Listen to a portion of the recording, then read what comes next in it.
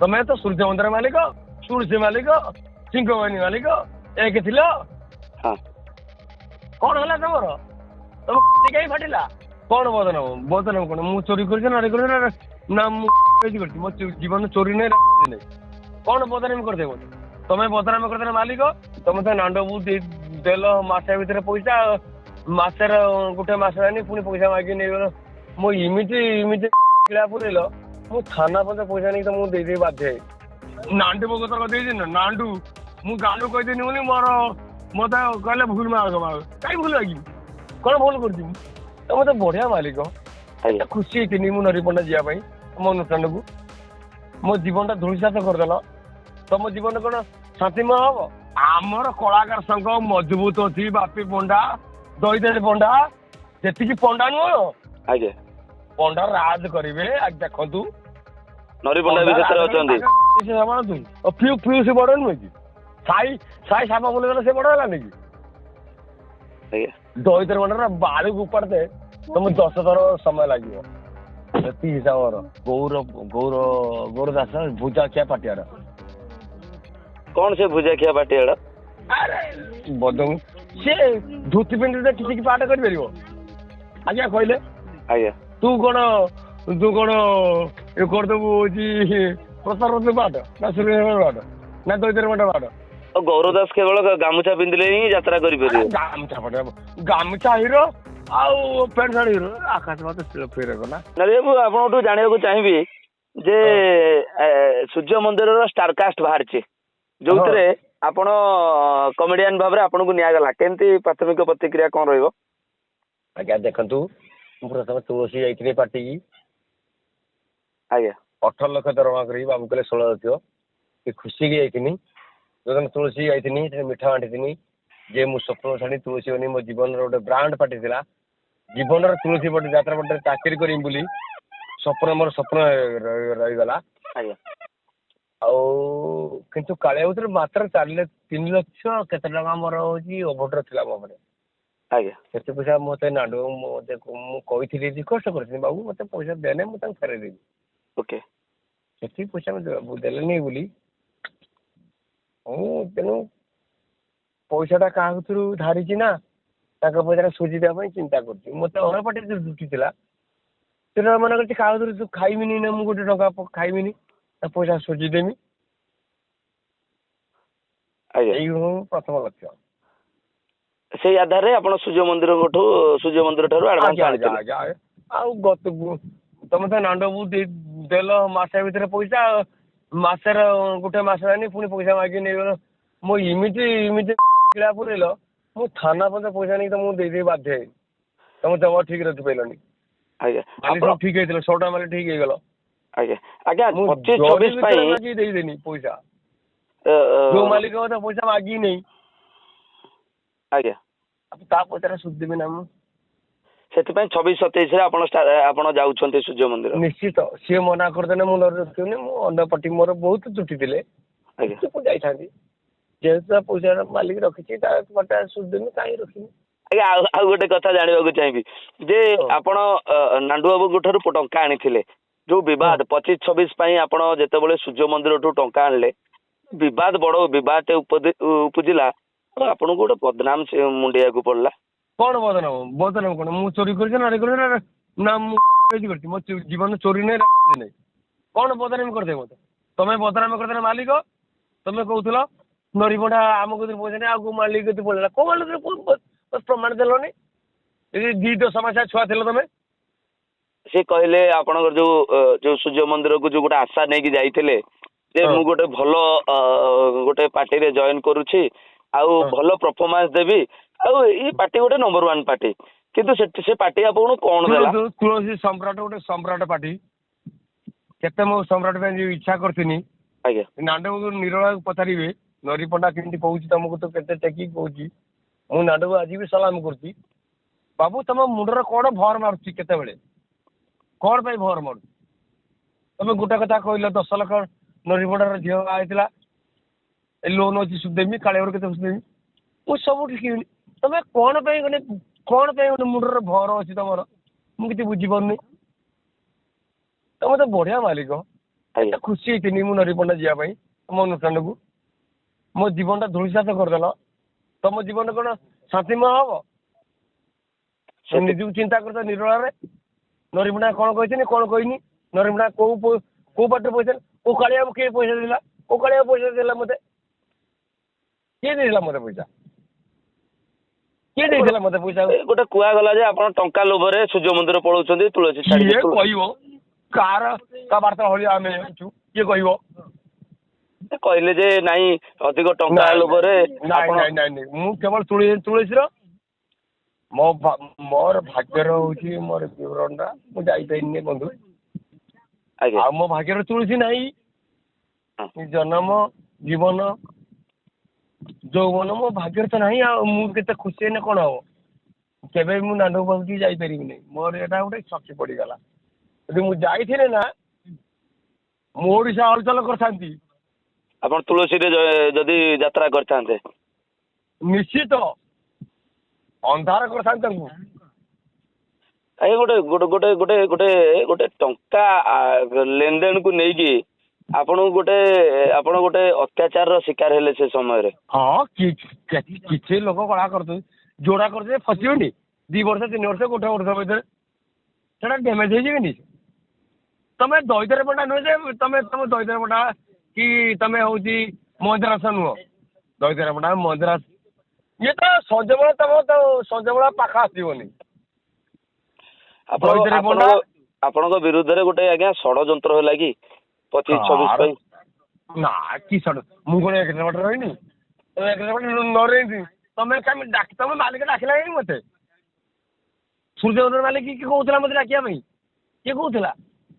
ତମେ ତ ସୂର୍ଯ୍ୟ ମନ୍ଦିର ମାଲିକ, ତୁଳସୀ ମାଲିକ, ସିଂହବାହିନୀ ମାଲିକ ଏକ ଥିଲ। କଣ ହେଲା ତମର? ତମ କାହିଁ ଫାଟିଲା? ଆଜ୍ଞା ଏବେ କଣ ମାଲିକ ଭିତରେ ପଡୁନି କି? ଯେମିତି କଳାକାର ଗୋଟେ ଏକଜୁଟ ହେଇକି ରହୁଛନ୍ତି।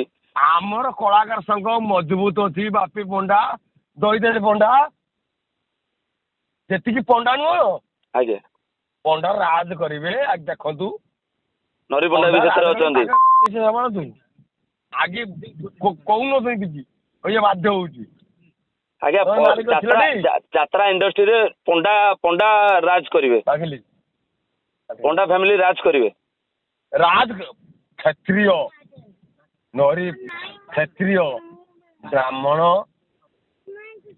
ଆଉ ନା ମତେ ବିରୋଧ କରିବେ।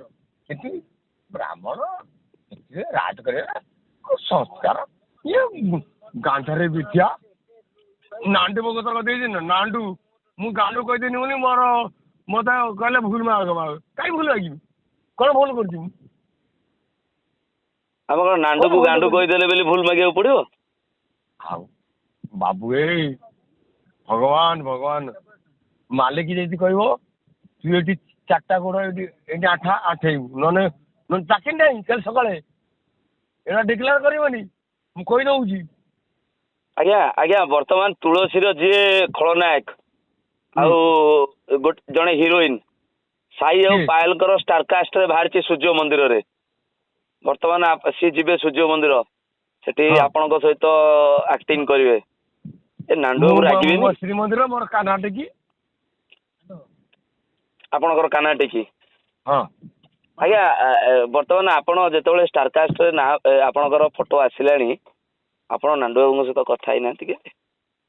ବାବୁ ମତେ ନାଣ୍ଡୁ ବାବୁ ଡାକିଲେ ଡାକିଲେ ମୁଁ କାଲି ତ ପାଟିକି ଯିବି। ଆପଣଙ୍କର ଏବେ ବି ଆଶା ଅଛି ଯେ ଆପଣ ତୁଳସୀ ଯିବେ? ମୁଁ ଯୋଉଦିନ ତୁଳସୀ ପାଟି ଯିବା କଥା କହିଥିଲି ସେଦିନ କେତେ ଟଙ୍କାର ମୁଁ ମିଠା ବାଣ୍ଟିଥିଲି। ସ୍ୱପ୍ନ ମାଲିକ ପଚାରିଦବ କେତେ ମିଠା ବାଣ୍ଟିଥିଲି ମୁଁ ତୁଳସୀ ଯିବି ବୋଲି। ନାଣ୍ଡୁ ମୋ ଜୀବନଟା ଧୂଳିସାତ କରିଦେଲେ ନା। ସେ ଯିଏ ଆପଣଙ୍କ ଜୀବନକୁ ଧୂଳିସାତ କରିଦେଲା ଆପଣ ପୁଣି ତାଙ୍କ ପାର୍ଟିରେ ଆଉ ଥରେ ଡାକିଲେ ଯିବେ? ପୁଣି ଯିବି। ସେଇଟା ଡିମାଣ୍ଡ, କଳାକାର ଡିମାଣ୍ଡ। ନାଣ୍ଡୁ ଯଦି କହୁଛି ମୁଁ ଡିମାଣ୍ଡ, ମୁଁ ବି ବାବୁ ତମ ଡିମାଣ୍ଡ। ମୁଁ କଣ ଭୁଲ କରୁଛି ତମେ ମତେ କୁହ? ମୁଁ ତମେ କଣ ମୋ ବାପ ଭୁଲ କରୁଛି? ମୁଁ ତମକୁ ଯିବି କିଛି ଚିନ୍ତା ଅଛି? ତମେ ମୋ ପ୍ରତି କଣ ଅନ୍ୟାୟ କରୁଛ? ତମେ ଆପଣଙ୍କ ପ୍ରତି ନାଣ୍ଡୁ ବାବୁ କଣ ଅନ୍ୟାୟ କଲେନି ଆଜ୍ଞା? ଅନ୍ୟାୟ କରୁନାହାନ୍ତି, ବହୁତ ଅନ୍ୟାୟ କରୁଛନ୍ତି। ଆପଣଙ୍କୁ ମାଡ଼ ମାରିଲା ଭଳିଆ ବି ଗୋଟେ ଘଟଣା। ମାଡ଼ ମାରିଲେ ମାରିବ କଣ? ବାପ ମାରିଛି କଣ ମୁଁ ସବୁ ସହିବନି ନା? ମୁଁ ସହିମି କହିକି ମୁଁ ସହିକି ବାପ ବିରୁଦ୍ଧର ଯାତ୍ରା ଗୋଟେ ଯାତ୍ରା ଗୋଟେ ବନ୍ଦ କରିଦେବି ନା। ନରିପଣ୍ଡାର କେତେ କିରାୟ ଆପଣ ଜାଣିପାରିଲେନି ଓଡ଼ିଶା ମାର୍କେଟ ଭିତରେ ବରହମପୁର ବଲାଙ୍ଗୀର 30ଟା ଡିଷ୍ଟ୍ରିକ୍ଟ ଭିତରେ ତ ମୁଁ ବା କହୁଛି ଓଙ୍କାର ମାଲିକ ଧନ୍ୟବାଦ ଦଉଛି। ଓଙ୍କାର ମାଲିକ ଜୟ ଜଗନ୍ନାଥ ମାନେ କୋଟି କୋଟି ତାଙ୍କୁ ପ୍ରଣାମ। ମୁଁ କାଲି ଓଙ୍କାର ରହିବିନି ବୋଲି ତୁଳସୀ ଗଣ୍ଡାଟା ଶାନ୍ତିରେ ଯାତ୍ରା କଲା। ମୁଁ ଯଦି ଓଙ୍କାର ନ ରହିଥାନ୍ତି ମୁଁ ବା କହୁଛି ନରିପଣ୍ଡା ତମେ ତୁଳସୀ ଗଣ୍ଡା ବନ୍ଦ କରିଥାନ୍ତ ତମେ ବି କୋଉଠି ଯାତ୍ରା କର ଶାନ୍ତିରେ କରିପାରିନଥାନ୍ତ। ନରିପଣ୍ଡାର ପ୍ଲଟ କିଣିଛି ତା ପବ୍ଲିକ ଭଲ ମନ୍ଦ କଣ ମୁଁ ଜାଣିଛି ତମେ ନାଣ୍ଡବ କଣ ଜାଣିଛି ମୁଁ ଜାଣିଛି ଆଜି ବି ନାଣ୍ଡବ ମତେ କରିବି କାଲି ବି ପଟିକି। ଆଉ କାଲିକି ଯଦି ଆପଣ ପୁଣି ଥରେ ନାଣ୍ଡୁ ବାବୁ ଆପଣଙ୍କୁ 26-27ରେ ଆପଣ ତ ସୂର୍ଯ୍ୟ ମନ୍ଦିର କରିବେ କିନ୍ତୁ 27-28ରେ ଯଦି ଡାକନ୍ତି ଆପଣ ଯିବେ ପୁଣି ମାଡ଼ ମାରିବେ? ନା ନା ନା ନା ନା ତାପରେ 27-28 ନୁହେଁ ହଁ ତାପରେ ଆପଣଙ୍କର ଚୁକ୍ତି କେତେ ବର୍ଷ ପାଇଁ ହେଇଛି ସୂର୍ଯ୍ୟ ମନ୍ଦିର ସହିତ? ବର୍ଷେ ପାଇଁ ହେଇଛି। ଯେ ଆଜ୍ଞା ଆପଣ ଗୋଟେ ଆପଣଙ୍କୁ ମାଡ଼ ମାରିଲେ ଭଳି ଅଭିଯୋଗ ଆପଣ ଆଣିଲେ ଆଉ ମାଡ଼ ମାରିଲେ ଭଳିଆ କଣ ମାରିଲେ ପୁଣି ଆପଣ ତାଙ୍କ ପାଟିକି ଯିବା ପାଇଁ ଆଗ୍ରହ ଏତେ କଣ ପାଇଁ? ଆଉ ବାପା ମାରିନି ମାରିଛି ସେ ଚିନ୍ତା କରୁନଥିବ ତାର କେତେ ପରିସ୍ଥିତି ସୃଷ୍ଟି ହଉଛି ସେ ଚିନ୍ତା କରୁଥିବ। ନିରଳ ନାଣ୍ଡ ଚିନ୍ତା କରୁଥିବେ ମୁଁ ନରିପଣ୍ଡା କହୁନି ମୁଁ କେସ୍ କରିବିନି ବାସ୍ କିଛି ନାହିଁ ମୋ ବାପା ମତେ ମୋ ପାଇଁ କରିଛି ଚିନ୍ତା କରିଛି ଧରିକି ମାରିଛି ନା ମାରିଛି ନରିପଣ୍ଡାକୁ ମାରିଛି ନ ମାରିଛି ତମେ ନାଣ୍ଡକୁ ନିଜେ ପଚାରିବ ନା ମିଡ଼ିଆ ତମେ ତ ବହୁତ ହାଇଲାଇଟ୍ କରିଦେଉଛ ନା କହିବିନି ସିଏ ନିଜେ ଚିନ୍ତା କରନ୍ତୁ। ଯୋଉଦିନ ନରିପଣ୍ଡାକୁ ଡାକି ନେଇକି କୋଳରେ ବସେଇବେ ତା ପରଦିନ ଯୋଉ ପାର୍ଟି କରିବ ସେଇ ପଟେ ହାଇଲାଇଟ୍ ହବ। ବ୍ରାହ୍ମଣକୁ ହାତ ମାରିଛି ମାନେ କୋଉଠି ମାରିଛି ସିଏ ସେଥିପାଇଁ ଗୋଟେ କଳାକାର ତାଙ୍କ ହାତ ଛାଡି ଦଉଛନ୍ତି କୂଳରେ ତ ସ୍ଥାନ ନାହିଁ ବନ୍ଧୁ ମୁଁ ମିଛ କହିବିନି। ସେଥିପାଇଁ ଆଜ୍ଞା ତାଙ୍କ ଗୋଟେ ଭଲ କଳାକାର ତାଙ୍କ ହାତ ଛାଡିକି ପଳଉଛନ୍ତି କି କଥା ମୁଁ କିଛି ବାପ ଦୋଷ ନେଇକି ସେ ତ ବାପ ମୁଁ ତ କହିଛି ମୂଳରୁ କହିଛି ଆଜ୍ଞା ମୂଳରୁ କହିଛି ମୁଁ କେବଳ ତୁଳସୀ ପାଇଁ କଣ୍ଟ୍ରାକ୍ଟ ହେଇଥିଲି। 6ଟା ମାଲିକ ଏ ଯୋଉ ମିଶ୍ର ଆଉ ଏ ଯୋଉ ପାକୁ ଆଉ କୋଣାରେ ମାଲିକ ଆଜ୍ଞା ଧଉଳି ବାବୁ ବାପୁନ ରାଜ କୋଉଠି ସାରା ମତେ ପଇସା ଦେଲେ କୋଉ ମାଲିକ ପଇସା ଦେଲା ମତେ ନାଣ୍ଡ ଫୋନ କରିକି କୋଉ ମାଲିକ ପଇସା ଦେଲା ମତେ କେହି ଆପଣଙ୍କୁ ସହଯୋଗ କଲେନି? ମୁଁ ତୁଳସୀ ପାଟି ଯାଇଥାନ୍ତି ତୁଳସୀ ପାଟି କେତେ ମିଠା ବାଟିଛି ମୁଁ ମତେ ରଖିଲାନି ବାବୁ ଚୋର କଥାରେ ପଡିକି ମତେ ବିଦା କରିଦେଲା। ମାଡ଼ ବି ମାରିଲେ? ଆଜ୍ଞା ମାଡ଼ ବି ମାରିଲେ? ମ୍ୟାଡ଼ାମ କିଏ ମାଡ଼ ବି ମାରିଲେ ଆପଣଙ୍କୁ ବାଡେଇଲେ ବି? ହଁ ବାପା ମାରିଦେଲା ତା ପାଟିରେ ରହିବିନି ମୋ ଷ୍ଟାଫ ଛାଡ଼ିଦେଲା ନରିପଣ୍ଡାରେ ତୁଳସୀର ମୁଁ ମନା କରିଦେବି ତା ରାଗ ହବନି ମାରିଦେଲା ମତେ ମାଇଲୁ କାହିଁକି କାହିଁ ମତେ ମାଇଲୁ ମୁଁ ତ କଣ ଅଭରମ କରିଦେଲି କାହିଁ ମତେ ମାଇଲୁ? ଆଜ୍ଞା ଏବେ ଯୋଉ ଆପଣ ଆଡଭାନ୍ସ ଆଣିଥିଲେ ତୁଳସୀ ମାଲିକଙ୍କଠୁ ଫେରେଇ ସାରିଲେଣି? ତୁଳସୀ ମାଲିକ ପଇସା ଦେଇଦେଇଛି କେବଳ ଏ ସ୍ୱପ୍ନ ମାଲିକର 3 ଲକ୍ଷ କେତେ ଟଙ୍କା ଅଛି। ମୁଁ ଗତ ବର୍ଷର ନାଣ୍ଡକୁ ପଇସା ଦେଲି ନାହିଁ ମୁଁ ତ ଫେରେଇ ମୁଁ ନାଣ୍ଡ ଭିତରେ ରହିଥାନ୍ତି ନା ମୁଁ କାହିଁ କାଳିଆ ଭିତରେ ରହିଥାନ୍ତି ତା ପଇସା ସୁଝି ଦିଏ ମତେ ଚୋର ଡକାତି କିଏ ନ କୁହନ୍ତୁ। ଓକେ ଆଜ୍ଞା କେତେ ଟଙ୍କା ଆପଣ ତାଙ୍କଠୁ ଆଡଭାନ୍ସ ଆଣିଥିଲେ ତୁଳସୀ ମାଲିକଙ୍କ ଠାରୁ? 10 ଲକ୍ଷ। କେତେ ଦିନରେ ଫେରେଇଲେ? ମାସେ ଭିତରେ ଫେରେଇଦେଲି ତା ଧୈର୍ଯ୍ୟ ରହିଲାନି ଯେ ନରିମତି ଆସିବ ନ ଆସିବ ମୋ ପ୍ରଦୀପ ସାରେ ମୁଁ ଡିକ୍ଲାର କରୁନାହିଁ ମୁଁ ନାଣ୍ଡବତୀ ଯିବା ଲୋକ ନୁହଁ। ଆଜ୍ଞା ମୁଁ ମୋ ଗୁରୁ ନାଁ କହିଲେ ଅପନିନ୍ଦା ହେମି କିନ୍ତୁ ମୋ ଗୁରୁ ମୁଁ ନିନ୍ଦା କରିବି ନାହିଁ। ମୁଁ ତାଙ୍କ ଦୟାରୁ ଯାଉଥିଲି ତାଙ୍କ ପାଟିକି ଆଉ ମୁଁ ଜାଣିଥିଲି ଯେ ସମ୍ପ୍ରଦାୟ ପାଟି ମୁଁ ଯିବି ଆଉ ମୁଁ ଦିନେ ବି ଚିନ୍ତା କରୁଛି ମୁଁ ନାଣ୍ଡୁ ଅନୁସରଣ ଯିବି ସେ ମତେ ପୁଅ ଭଳିଆ ଭଲ ପାଇବ ମୁଁ ଦିନେ ବି ଯିବି ନାଣ୍ଡୁ ଅନୁସରଣକୁ। ମାନେ ଆପଣ ଏବେ ବି ଆଶାବାଦୀ ଅଛନ୍ତି ଯେ ନାଣ୍ଡୁ ବାବୁ ଆପଣଙ୍କୁ ଡାକିବେ ଆଉ ନିଶ୍ଚିତ ଆପଣ ପୁଣି ତୁଳସୀ ଯାତ୍ରା ସମାଜ ତୁଳସୀ ଗଣନାଟ୍ୟକୁ ଯିବେ? କି କଥା ତୁଳସୀ ଗଣ୍ଡରେ ଗୋଟେ ଛୋଟିଆ ପଟେ ଗୋଟେ ଷାଠିଏ ପଟ ହୁଅନ୍ତା ନା ତା ରେକର୍ଡରେ କେହି ପାଟି ଦେବେ। ନାଣ୍ଡ ଗୋଟେ ଘରର ନାଣ୍ଡର ମତେ ଯୋଉ ଚିତ୍ର ଶିଖେଇଲେ ମୋ ବାପା କିଛି କହିପାରିବିନି କହିଲେ ମିଡ଼ିଆ ହାଲା ତମେ କରିଦବ ମିଡ଼ିଆ ବହୁତ ଖରାପ ଲୋକ ତମେ ମୁଁ କିଛି କହିବିନି। ନାଇଁ ଆଜ୍ଞା ଆମେ ସେ ଲୋକ ମୁଁ କିଛି କହିପାରିବିନି। ମୁଁ ଯୋଉଦିନ ଦେଖାହେବି ନା ସେଇଦିନ ମୁଁ ଚିନ୍ତା କରିବି ବାବୁ ମତେ କଣ ପାଇଁ ଏମିତି ଫସେଇଦେଲ ମତେ କଣ ପାଇଁ ଫସେଇଲ ମୁଁ ତମେ କଣ ଅପରାଧ କରିଥିଲି। ଆପଣ ନାଣ୍ଡୁ ବାବୁକୁ ଏ ପ୍ରଶ୍ନ ପଚାରିବେ ଯେ କାହିଁକି ମତେ ଫସେଇ ଦେଲେ। ବାପ ଜାଣିଛି ତାର ପୁଅ କଥା କଣ ମୁଁ କାହିଁକି କହିବି। ଆପଣ ନାଣ୍ଡୁ ବାବୁ ସହିତ କେବେ ଆଲୋଚନା ଆଉ ତାପରେ ଆପଣ ଯୋଉ ଘଟଣା ଘଟିଲା ଯେ କୁହାଗଲା ନରୀ ନାଣ୍ଡୁ କଳି ତାପରେ କେବେ କଥା ହେଇନାହାନ୍ତି। କେବେ ବି ଆଶାର ଆପଣଙ୍କର ଯଦି କେବେ ନାଣ୍ଡୁ ବାବୁ ଆପଣ ସାମ୍ନାରେ ପଡନ୍ତି ଆପଣ ତାଙ୍କୁ କଣ ପ୍ରଶ୍ନ ପଚାରିବେ। କିଛି ପଚାରେ ବାପକୁ ପୁଅ ପ୍ରଶ୍ନ ପଚାରେ ନା କଣ କହିବେ କିଛି କହିବିନି। ମୁଁ ଖାଲି ମୁଣ୍ଡରେ ମାରି ପଳେଇ ଆସିବି କିଛି କହିବିନି। ତାଙ୍କର ମନକୁ ଚିନ୍ତା କରିଥିବେ ନରୀ କଣ କହିଥିଲି କଣ ନାହିଁ ସେ ରିଆଲିଟି କରୁଥିବେ ମୁଁ କାହିଁକି କହିବି ମୋର କଣ କହିବା ଦରକାର। ଆପଣ କିନ୍ତୁ ଚାହୁଁଛନ୍ତି ଯେ ଏଇ ଯୋଉ ଗୋଟେ ବିବାଦ କୁହାଯାଉଛି ସେ ବିବାଦର ଗୋଟେ ପୂର୍ଣ୍ଣଚ୍ଛେଦରେ ପଡିଯାଉ। କଣ ବିବାଦ କରିଦେଲେ କହିଲ ନରୀ ପଣ୍ଡା ଭାଇ ଛୋଟା ବାଳିରେ ଠିକ ହେଲ ନରୀ ପଣ୍ଡା ବୋଲେ ତମେ କିଏ ପଠେଇଲା କୋଉ ମାଲିକ ଠିକ ଅଛି ତମେ ଆଜ୍ଞା ମାଲିକ ଯୋଉ ଯାତ୍ରା ପାର୍ଟି ମାଲିକ ସଂଘ ଭିତରେ ଗୋଟେ ପଡୁନି କେବେ। ଆମର କଳାକାର ସଂଘ କେତେ ବାପି ପଣ୍ଡା ମଜବୁତ ବାପି ପଣ୍ଡା ଏକା ମାଧିଆ ବାଛି ପଣ୍ଡା ଦଇତାରେ ପଣ୍ଡା ବାପି ପଣ୍ଡା ସେ ଗରୁଦାସ ସେଟା ଭୁଟାଖିଆ ଲୋକ ଉତ୍ତର ଓଡ଼ିଶା ଲୋକ ନା ରେକର୍ଡିଂ ଏଇଟା ଭରକ କରନ୍ତୁ ଆଜ୍ଞା ମୁଁ କହୁଛି ଆଜ୍ଞା ଏଇଟା ମୋର କରନ୍ତୁ ନରୀପଣ୍ଡା କଣ କହୁଛି ଏଇଟା ମୋ ରିକ୍ୱେଷ୍ଟ ଆପଣଙ୍କୁ। ଆଜ୍ଞା କୁହନ୍ତୁ। ଦେଖନ୍ତୁ ଗରୁଦାସ ଭୁଜାଖିଆ ମୁଢି ପାଟିଆର ସିଏ ଏଇଟା ଡିକ୍ଲାର କରିବେ ମୋ ତାରିଣୀ ମହାରଣ। ଆଜ୍ଞା କହୁନାହାନ୍ତି। ଗୌରଦାସ ଭୁଜାଖିଆ ପାଟିଆର କଣ ସେ ଭୁଜାଖିଆ ପାଟିଆର ଆରେ ସେ ଧୋତି ପିନ୍ଧିଲେ କିଛି ପାଠ କରିପାରିବ ଆଜ୍ଞା କହିଲେ ଆଜ୍ଞା ତୁ କଣ କରିଦେବୁ ହଉଛି ପ୍ରଚାର ପାଠ ନା ସୁରେନ୍ଦ୍ର ପାଠ ନା ଦୈତରେ ପାଠ ଭୁଜାଖିଆ ପାଟିଆର ତୁ ଭୁଜାଖିଆ ରହିଯିବୁ। ଆପଣଙ୍କର ଗୌରଦାସଙ୍କ ଉପରେ ତ ରାଗ କଣ ପାଇଁ? କୌଣସି କଳାକାର ରାଗ ନାହିଁ କୌଣସି କଳାକାର ରାଗ ନାହିଁ ହେଟା କଳାକାର ନୁହଁ ବେକଳାକାର। ଗୌରଦାସଙ୍କର ତ କେତେ କାନ୍ଦୁଛି ରେ ଗୌରଦାସ ସୁପରହିଟ୍। ହଁ କେତେ କାନ୍ଦୁଥିଲେ ମାରୁଥିଲେ। ଆଜ୍ଞା ଗୌରଦାସଙ୍କର ଆପଣଙ୍କର ବିବାଦ କଣ ପ୍ରକୃତରେ କାହିଁକି ଆପଣ ଗୌରଦାସକୁ ବିବାଦ କିଛି ନାହିଁ ସେଟା ଗାମଛା ଫତା ପାଟିଆର ତୁ ଗୋଟେ ପ୍ୟାଣ୍ଟ ସାର୍ଟ ପିନ୍ଧିଲେ ତୁ ପାଠ ଭୁଲିଯିବୁ ତୁ କରିପାରିବୁନି ପାଠ କରିବୁନି। ଗୌରଦାସ କେବଳ ଗାମୁଛା ପିନ୍ଧିଲେ ହିଁ ଯାତ୍ରା କରିପାରିବେ।